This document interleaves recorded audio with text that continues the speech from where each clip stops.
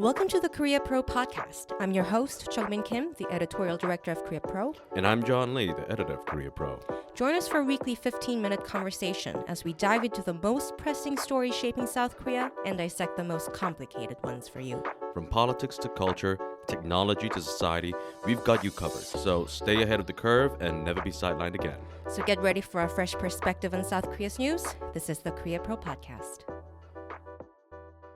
All right, welcome back to the Korea Pro podcast. It is now Thursday, July 18, and it is rainy outside, but here we are as always to bring you the latest episode. And there are a lot of security-related and trade-related news coming in this week. And let's start with nuclear power plant. South Korea's KHNP, which is Korea Hydro Nuclear Power, has been selected as a preferred bidder to build two nuclear power plant units in the Czech Republic. Yeah, this announcement came out late last night, around 9:20.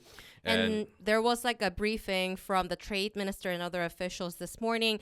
And you can see from the back brief note that the reporters all start their remarks with, "Oh, congratulations. This is a big deal for South Korea." Yeah, now this project is going to be quite, it's worth quite a lot of money. It's worth 24 trillion won, which comes up to about $17.4 billion. And this has been a long time coming. Now, South Korea, as some of our listeners may be aware, has been trying to export nuclear power plants since the Yoon administration came into power. His goal has been to export 10 nuclear power plants by 2030.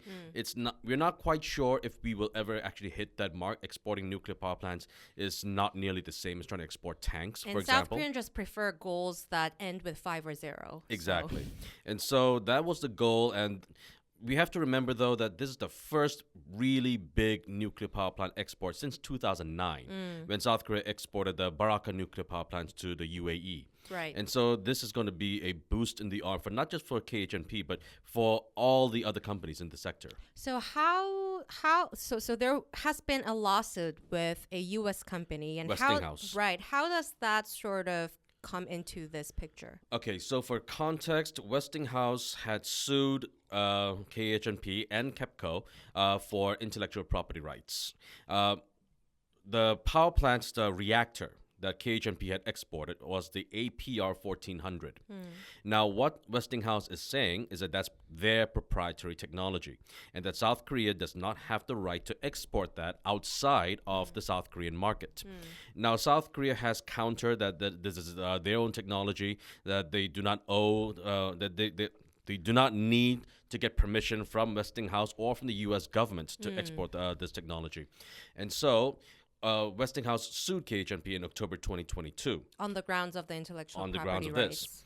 Almost a year later, in September of 2023, a U.S. court sided with the South Korean companies. Right, this was a big news last year. This was huge. And Westinghouse, of course, said that they would appeal. Did they? And they have not. They've been very quiet about this until yesterday.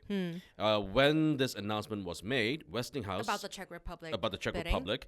The Westinghouse again made that statement that South Korea does not have the authorization to export this outside of South Korea. And so it's very likely that they're going to try to appeal to the U.S. court. To the U.S. court again this time around. But it's to delay it mostly. Well, we don't know what the eventual goal is. Now, there are several different scenarios. The first goal is, now we have to remember that Westinghouse was also one of the bidders for the Czech Republic. But their bid was rejected by the Czech government in January. So who was the actual competitor in the bid this time? Was EDF, a French nuclear power plant company. Right. Why did they lose? Apparently, from what I read, the French company EDF tried to export a new technology, so more expensive, which was more expensive, and so as cost effectiveness is always a factor, KHNP was chosen as the preferred negotiating partner. But anyway, because Westinghouse was rejected, I'm sure they've been quite sore about this, and so Westinghouse will likely have several different objectives. For Westinghouse, ideally, they would like to see the court side with them and reject South Korea's ability to export this technology. If that happens, I'm sure that Westinghouse and EDF and other companies might try to go for another bid in the Czech Republic. And hopefully, Westinghouse would, at least from their perspective, win the bid this time around. Another potential option is if Westinghouse still cannot get the U.S. court to side with them, then they might try to enter into some sort of a partnership with KHNP Or, worst case scenario for Westinghouse, they're just going to try to delay this as much as possible. Knowing that they can't win. Knowing that they can't win, so that while in the meantime, while the court case is ongoing, South Korean companies still cannot export their nuclear power plants, and Westinghouse can. There are some political and diplomatic factors into those scenarios as well, which complicates the prediction. One is the South Korean side administration change, and second is the U.S. side administration change. With the first one, it's well known that the progressive administration in South Korea is not really keen, has not been keen in the past about nuclear power plants. But what about right now? Well, we don't really have to worry about South Korean administration changes. Sure, the progressives have been opposed to nuclear energy. But it's more about in South Korea. Exactly. They have no problems with it exporting it. Right. The problem is what happens in the U.S. Now, sure, when it comes to nuclear energy and exports, this is a matter of billions upon billions of dollars. And the South Korea and the U.S. are allies, of course. But when it comes to business, money's money. And so there will be disagreements that we cannot expect complete alignment.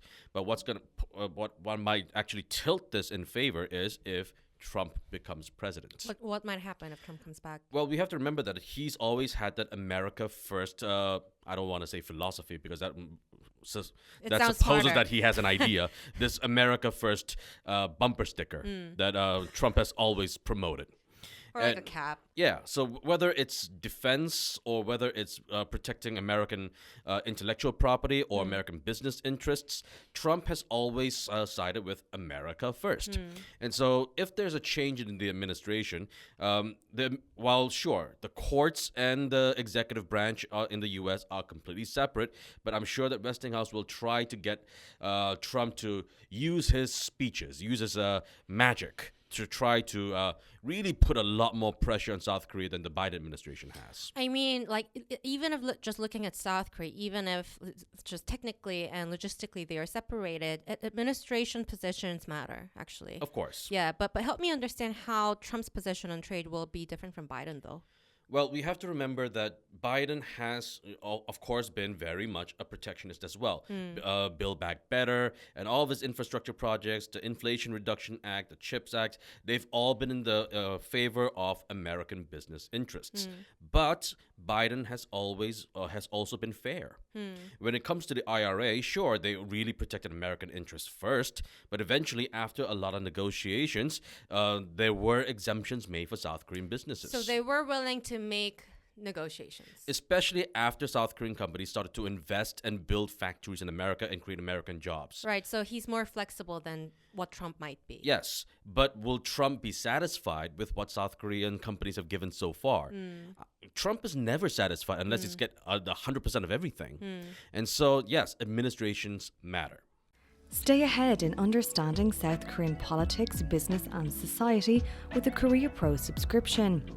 Gain access to daily email newsletters, expert briefings and exclusive events designed for professionals like you. As a podcast listener, you can now try Korea Pro for free and subscribe at a discounted rate if you like what we're doing. Equip yourself with the insights that matter most.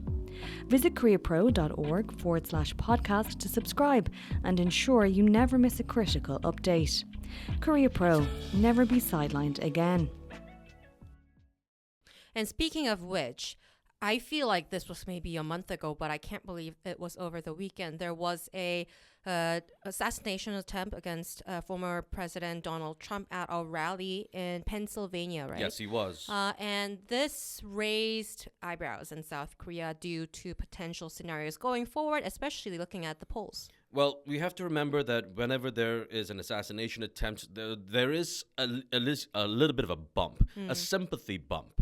And so there were some fears that this would actually help Trump's numbers go up in the polls. Right, and they were neck and neck, right? For a while. And if you look at the 538 polls, Trump is ahead of Biden. Trump is right now 42.3 and Biden is at 40.4, something along those lines. But it's not really clear if the assassination attempt will actually have permanent numbers. Trump has been leading Biden for a while. And because this is Korea Pro podcast, what were some of the main concerns that South Korean media or experts were raising? Well, the biggest one would be if Trump comes back. Defense cost sharing. We've talked about this numerous times. Now, South Korea and the U.S. have had multiple rounds of the defense cost sharing so far this year. But if they cannot resolve this quickly, then they will have to continue on this discussion when Trump returns to office, if he returns to office. And so, again, that would likely bring back a lot of the old talking points that we heard 4 years ago. 500%, $5 billion, that kind of thing. Right, and just moving on, because we have discussed the Trump scenarios multiple times.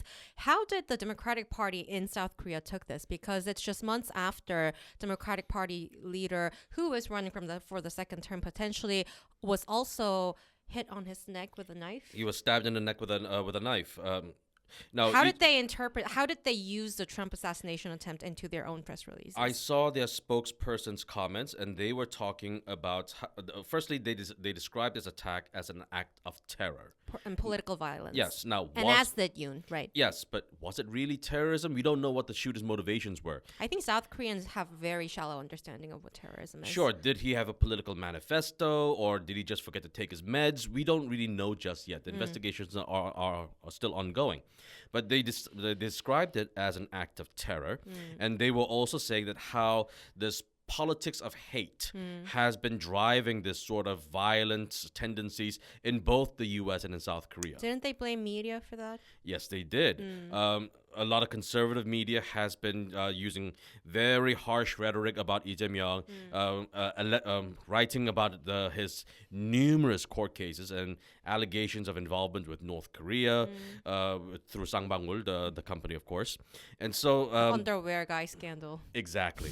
And so they were saying that a lot of the politics of hate, a lot of the media coverage has led to this, and which is not all that different from what Republican talking points have been so far. And also, just to be fair, progressive articles are like that too against Han Dong-un and everybody, right? It's just, it was a case of the kettle calling the pot black. Right. But they did issue several statements, both conservatives and progressives in South Korea, that something similar to what Nancy Pelosi also said, and all the major U.S. officials said, that violence has no place in this nation or democracy. Well, it shouldn't have a place in a democracy, but apparently it does.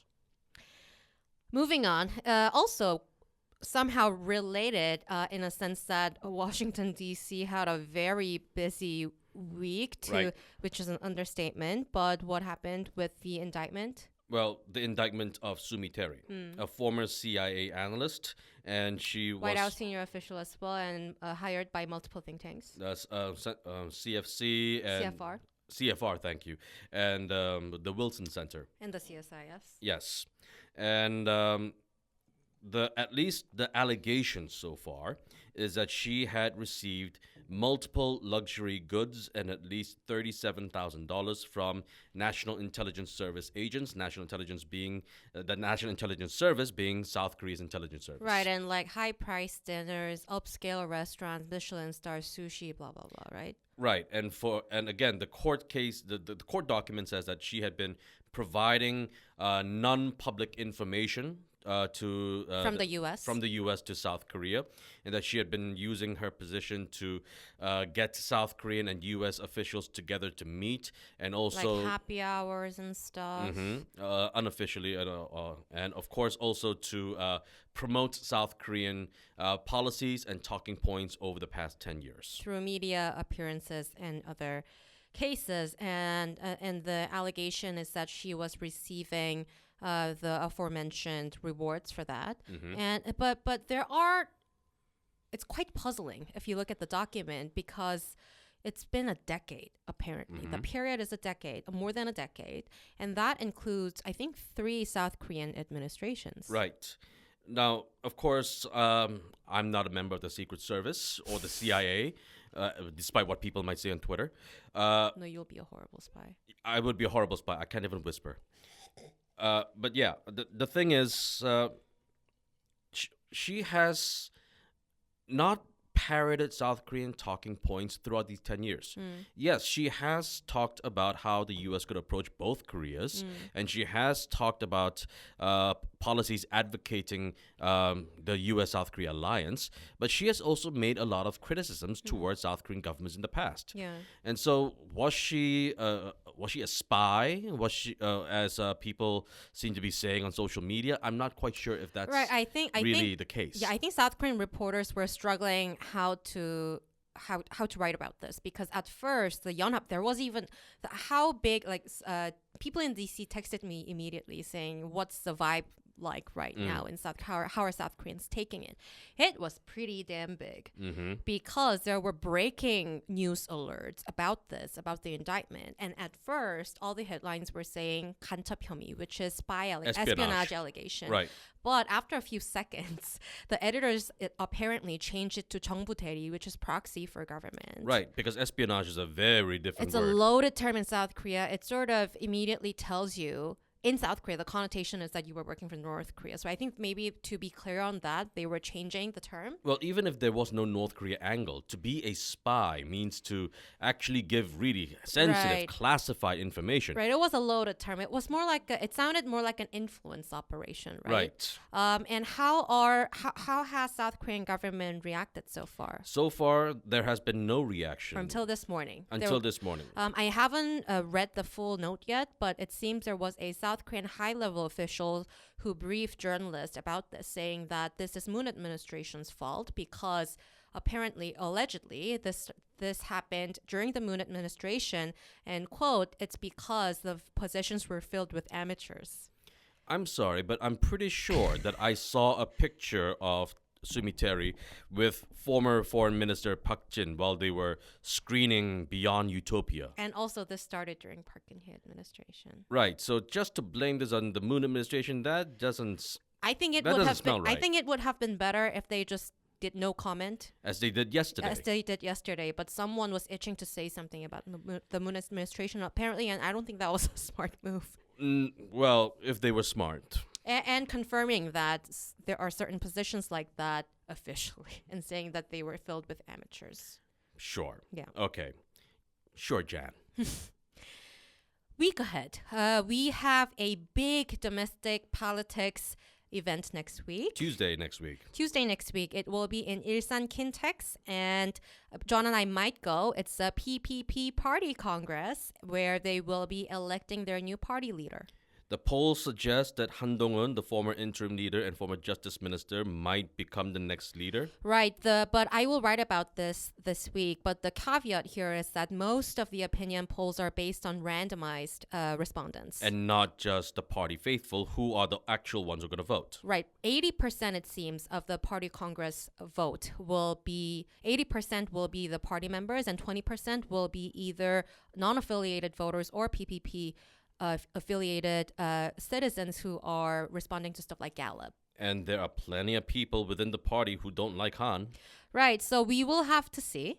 Although Han Dong-un is leading in the polls, we don't know what's going to happen, because we have seen in the past, like in terms of like DP primary, for example, everybody thought Yoon Ha-kyun was going to win, but party members didn't feel that way. We were so young and innocent back then. So keep an eye on that, because for PPP, which is a ruling party, these party congress for the party leadership election, it's like a stepping stone for them to maybe start thinking about the presidential ambition as well. And Han does have that. And if you'd like to know more, all of this information and more will be sent to your inboxes through the Week Ahead email on Monday afternoon, so please subscribe for more. And that's a wrap. Thanks for tuning in. If you want to know more, sign up for our daily executive briefings. We brief you on all you need to know from the past 24 hours and why they matter every morning in your inboxes.